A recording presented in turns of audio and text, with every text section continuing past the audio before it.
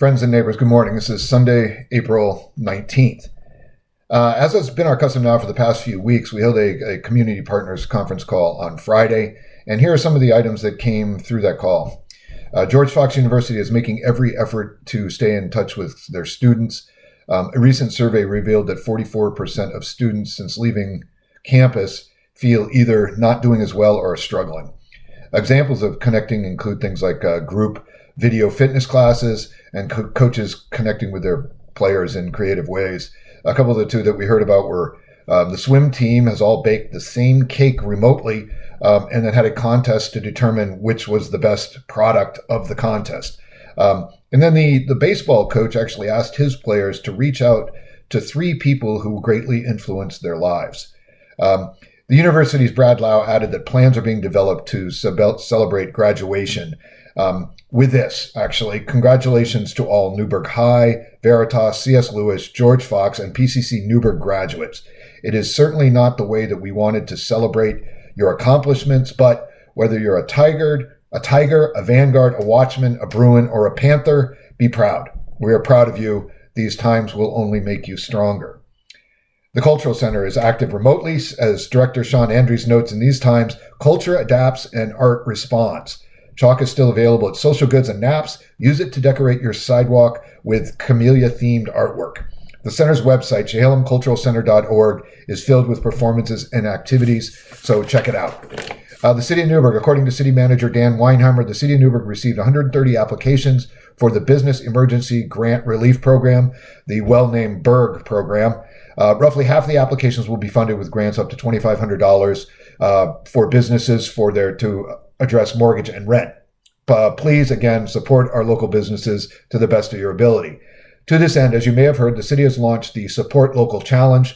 With this, get $15 off your municipal services bill, colloquially known as the water bill, if you turn in a receipt from a local business for $25. Those can be scanned and sent in to the city's website.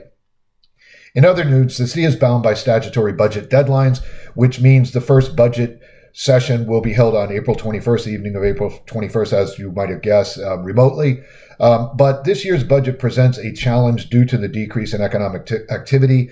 So we anticipate seeing less revenue coming in for such things as tourism tax, fuel, transportation utility fees, and the like. The school district, as many of you parents know, online distance learning went live last week.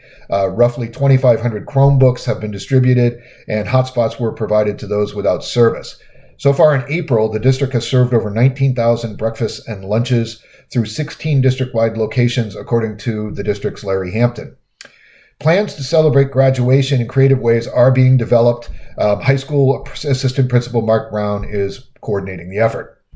Virginia Garcia Memorial Health Clinic has opened curbside drive-up pharmacies at all of their locations, including the clinic here in Newberg. Please call in advance. They are also planning home insulin delivery for their quarantined clients. Virginia Garcia reports that network-wide calls to their telehealth line have gone from 3% of their business to 90%. CPRD's Casey Creighton notes that trails, the golf, and disc golf courses are all being well used. His reminders: maintain social distance, but get outside and recreate when you can. Love Inc. is meeting the basic needs, according to Director Vivian Townsend, though they could use donations of pots and pans for their kitchen ministry. One other note, Love Inc. praised the Austin family for their support of the Community Meals program, which allowed a couple of churches to continue their program. Newberg Downtown Coalition, according to Executive Director Molly Olson, the Wednesday Newberg Market will open on May 6th in a new location, the corner of 2nd Street and South College. Social distancing guidelines for farmers markets will be observed, and the market will run from 4 to 8 p.m. each Wednesday. The NDC and CPRD are working collaboratively to make the market bigger and better than ever. So please frequent the market. It's another way to support local business and local farmers. Visit Newberg. As expected, visitor traffic has dropped dramatically and is not expected to rebound for at least 2 quarters. One bright spot, a national survey has shown that travelers feel safest in their own vehicles, which might allow wine country to recover more quickly than other tourist destinations or activities, according to Visit Newberg executive Leslie Caldwell.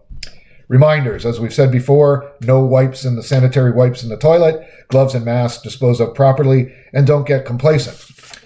And as been my habit, I give you an update on my reading list. Just finished Brave New World.